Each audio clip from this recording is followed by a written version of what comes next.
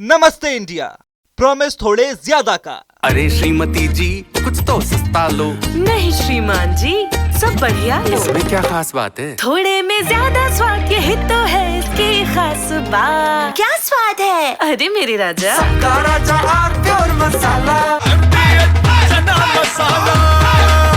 अब छोलिया हो या लोबिया, सफेद चने या काले चने, सब कुछ मजेदार बने।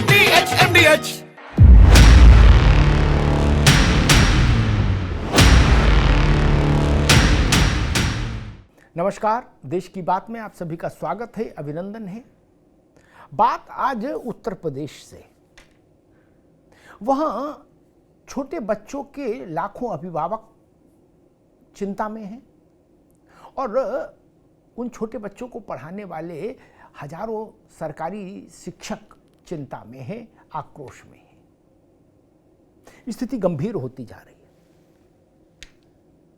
दरअसल राज्य शासन ने एक आदेश निकाला बेसिक शिक्षा विभाग ने, जिसमें यह कहा गया कि जिस बेसिक शिक्षा के प्राइमरी स्कूल के में जिसमें 50 बच्चे से कम हैं, उस स्कूल को आसपास के किसी दूसरे सरकारी स्कूल में मर्ज कर दिया जाए या उसकी पेयरिंग कर दी जाए या जोड़ा बना दिया जाए। मतलब ऐसे समझ लीजिए, यानी वो स्कूल में फिर पढ़ाई नहीं होगी 50 बच्चों के लिए, वहां टीचर भी नहीं रहेगा। उस स्कूल में फिर आंगनवाड़ी केंद्र खोलेगी सरकार या कोई और केंद्र खोलेगी, वो अलग का विषय है, लेकिन वो स्कूल बंद हो जाएगा और उसके बच्चे पड़ोस के स्कूल में, निकटवर्ती जो भी सरकारी स्कूल होगा बेसिक शिक्षा का, उसमें ट्रांसफर हो जाएंगे। ये एक बात आई। बेसिक शिक्षा विभाग ने एक परिपत्र जारी किया, एक आदेश जारी किया और कहा 30 जून तक पूरे प्रदेश में इसकी एक लिस्ट बन जाए। मोटा अनुमान है कि 5000 से ज्यादा स्कूल इसकी जद में आएंगे, इसकी परिधि में आएंगे, इस नई व्यवस्था और नई व्याख्या की उसमें 5000 से ज्यादा। अब हंगामा मचा है और हंगामा कई कोणों से मचा है। हम इसमें राजनीतिक टिप्पणियां हटा भी दें कि पक्ष क्या कह रहा है और विपक्ष क्या कह रहा है, तो भी अध्यापक और अभिभावक, ये दो पक्ष तो बड़े हैं और ये नॉन पॉलिटिकल पक्ष हैं और एजुकेशन में ये दो सबसे बड़े स्टेक होल्डर हैं, इनकी बात सुनी ही जानी चाहिए। तो अध्यापकों का जहां तक प्रश्न है, वो इस बात से आंदोलित हैं, इस बात से आक्रोशित हैं कि स्कूल बंद करना विकल्प क्यों माना जा गया। इसकी जगह इस बात पर जोर क्यों नहीं दिया गया कि जिस स्कूल में 50, जिस सरकारी स्कूल में 50 बच्चे नहीं हैं, वहां 50 से ज्यादा बच्चे नामांकित कराए जाए। बेसिक शिक्षा में लगातार बच्चों का नामांकन घट रहा है, उनकी संख्या घट रही है, क्यों? दूसरा, एक व्यवस्था है कि सरकार बेसिक शिक्षा के सरकारी स्कूल में, प्राइमरी स्कूल के एक निश्चित दूरी तक किसी निजी प्राइमरी स्कूल को अनुमति नहीं दी जाएगी। अध्यापक कह रहे हैं कि इस नियम का उल्लंघन पूरे उत्तर प्रदेश भर में धड़ल्ले से हुआ। निजी स्कूल को सरकारी स्कूल की बगल में अनुमति दे दी ताकि सरकारी स्कूल धीरे धीरे धीरे धीरे दम तोड़ने की स्थिति में आ जाए। ऐसा क्यों किया गया, जबकि व्यवस्था थी कि सरकारी स्कूल के इर्द गिर्द बहुत नजदीक किसी निजी स्कूल को अनुमति नहीं दी जाएगी। और एक विषय और कि जब स्कूल कम हो जाएंगे, 5000 7000 जो भी, तो सरकारी सिस्टम जो है बेसिक शिक्षा का, वो बड़ी सहूलियत से शिक्षकों का अनुपात और बच्चों का अनुपात बराबर घोषित कर देगा और फिर इसका एक भविष्य में असर ये भी जो अध्यापक कह रहे हैं कि भविष्य में अध्यापकों के पद घट जाएंगे, नई भर्ती आने की संभावनाएं और कम हो जाएंगी। यानी अध्यापकों को लग रहा है कि उनको चौतरफा नुकसान होगा। अब बात बच्चों की कर लें, बच्चों के अभिभावकों की भी कर लें। इस फैसले से एक तो ये हमको समझना होगा कि शहर की परिस्थिति और गांव की परिस्थिति में जमीन और आसमान का अंतर है। गांव में बच्चे स्कूल में आए, इसके लिए शहर या अर्ध शहरी क्षेत्रों में बच्चे स्कूल में आए, इसी के लिए तो, या इवन शहरों में भी सरकारी स्कूल में बच्चे आए, इसी के लिए तो मिड डे मील योजना से लेके तमाम योजनाएं लाई गई। इसी के लिए निःशुल्क जूता, मोजा, पाठ्य पुस्तकें, बैग, ये सब देने की व्यवस्था हुई सरकारों से, इसीलिए ना, ताकि बच्चे स्कूल तक आए। तो गरीब आदमी, सीमित संसाधनों वाला परिवार बच्चों को महंगी शिक्षा नहीं दिला सकता, ना दूर भेज सकता, दोनों बातें। इसलिए सरकारी स्कूलों में सुविधाएं दी गई। अब स्कूल सीमित हो जाएंगे तो स्वाभाविक है दूर दूर भी हो जाएंगे, उनकी भौगोलिक दूरी भी बढ़ेगी। क्या छोटे बच्चे और उसमें भी विशेषकर बालिकाएं किसी दूरस्थ स्कूल तक जा पाएंगे? क्या उनका परिवार उनको दूर स्थित स्कूल तक भेजेगा? ये बड़ा प्रश्न है, क्योंकि आपने एक स्कूल को खत्म किया और उसके 40 बच्चों को, 50 बच्चों को ले जाके 2 किलोमीटर दूर वाले सरकारी स्कूल में समाहित कर दिया। ओके, क्या वो बच्चे 2 किलोमीटर दूर रोज जा पाएंगे? नई शिक्षा नीति तो यही कहती थी कि बच्चों के घर से बहुत पास होने चाहिए स्कूल प्राइमरी एजुकेशन के लिए। जितना पास स्कूल होगा उतनी ही ज्यादा संभावना होगी बच्चों के आने की। स्कूल जितना दूर होगा ग्रामीण इलाकों में, उतनी ही संभावना कम हो जाएगी बच्चों की वहां पढ़ने की, या इनरोलमेंट करा भी लें तो स्कूल रोज आने की।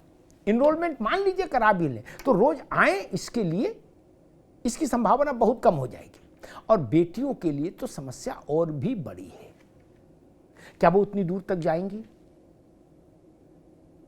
और जब भौगोलिक दूरी होगी तो स्वाभाविक है मौसम के समय की जो परिस्थितियां हैं, जैसे बरसात के समय 4 महीने की स्थितियां हैं, बच्चे स्कूल नहीं जाएंगे, फिर तो उतनी दूरी पर कैसे जाएंगे? बहुत ज्यादा सर्दी है तो फिर कैसे जाएंगे? पास में हो तो जा भी सकते हैं, दूर तो नहीं जाएंगे।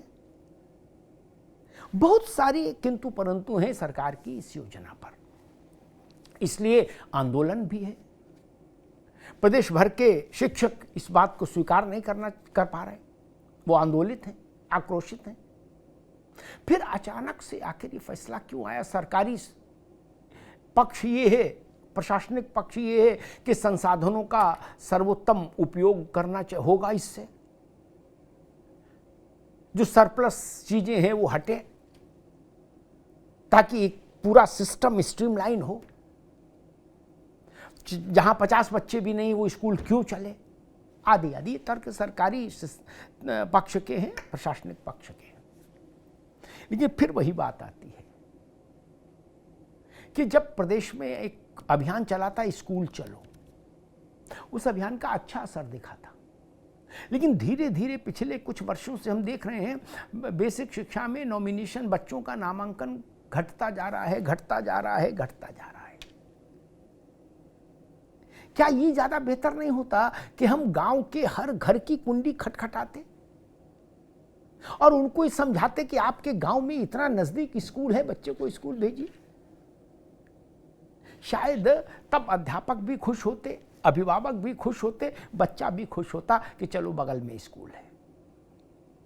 ये बेसिक बात है कि स्कूल बच्चे के घर से जितना नजदीक होगा, बच्चे को उतनी ही सहूलियत होगी पढ़ने में, और उसके परिवार को उतनी ही सहूलियत होगी बच्चे को पढ़ाने में, पढ़वाने में। स्कूल दूर हो, बेसिक शिक्षा में इस बात को व्यवहारिक नहीं माना जा सकता। और एक जो दूसरी बात है वो भी महत्वपूर्ण है। जैसे बेसिक शिक्षा विभाग ने कहा है कि इस बात के एक सर्वे करिए 30 जून तक और पूरे प्रदेश में जो ऐसे स्कूल हैं जहां 50 से कम बच्चे हैं उनको मर्ज करिए किसी दूसरे स्कूल में। मैं कहता हूं एक ऐसा ही सर्वे और हो जाए, इसका भी आदेश जारी कर दे शासन सरकार कि बेसिक शिक्षा के सरकारी स्कूल के 1.5 किलोमीटर के दायरे में या 2 किलोमीटर के दायरे में क्या उत्तर प्रदेश में कहीं निजी स्कूल को संचालित करने की अनुमति दी गई है, और अगर दी गई है तो ऐसे कितने स्कूल हैं। एक दूसरा प्रश्न, नियम का उल्लंघन करके ऐसी अनुमति किन परिस्थितियों में दी गई। और प्रश्न नंबर 3 कि जिन ऐसे स्कूलों को जिन अधिकारियों ने बेसिक शिक्षा विभाग के जिन अधिकारियों ने ऐसे निजी स्कूलों को नियम विरुद्ध अनुमति दी, अनुज्ञा दी, उन अधिकारियों के विरुद्ध कार्रवाई की जाए तो शायद एक तस्वीर साफ होगी बराबरी पर। आप सोचिए, एक अपने तजुर्बे से एक बात कहता हूं। पहले विभिन्न कारणों से, विभिन्न वेस्टेड इंटरेस्ट यानी निहित स्वार्थी तत्वों के द्वारा किसी रूट पर सरकारी बस सेवा को कमजोर किया जाता है, अस्त व्यस्त किया जाता है। फिर उसी रूट पर प्राइवेट बस सेवा आ जाती है क्या, और वो 5 उंगली घी में और सर कढ़ाई में खूब नोट छापती है। ऐसा होते हमने भी देखा होगा, हमने भी देखा और आपने भी देखा होगा। सरकारी बस सेवा क्यों नहीं चल पाई और प्राइवेट बस सेवा उसी रूट पर कुबेर का खजाना कैसे पैदा कर रही है। यही बात यहां भी लागू है। सरकारी स्कूल नहीं चल पा रहा और उसी के बगल में प्राइवेट स्कूल दिन दूनी रात चौगुनी तरक्की नोट छाप रहा है। ये कैसे हुआ, किनकी मिली भगत से हुआ। और इसी को आगे ले जाइए तो सरकारी टेलीफोन सेवा नहीं चल पाई क्या, लेकिन प्राइवेट टेलीकॉम सर्विस प्रोवाइडर्स दूधों नहाए और पूतों फल रहे हैं ना, लेकिन सरकारी वाली नहीं चल पाई। हेलो हेलो होता रहा उसमें और वो डिफंक्ट हो गया सिस्टम लगभग पूरी तरीके से। क्या वैसी ही स्थिति उत्तर प्रदेश में बेसिक शिक्षा के साथ हो रही है? ये बड़ा सवाल है। इस पर हमको भी सोचना होगा, आपको भी सोचना होगा, प्रशासन को भी सोचना होगा, सरकार को भी सोचना होगा। धन्यवाद।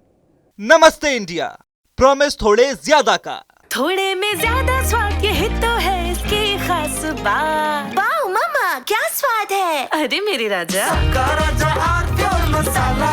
दादी के हाथों का जादू और खुशबू से महकता घर, माँ की मुस्कुराहट और खाने की सुगंध। MDH गरम मसाला, क्योंकि हर रिश्ता है स्वाद से जुड़ा।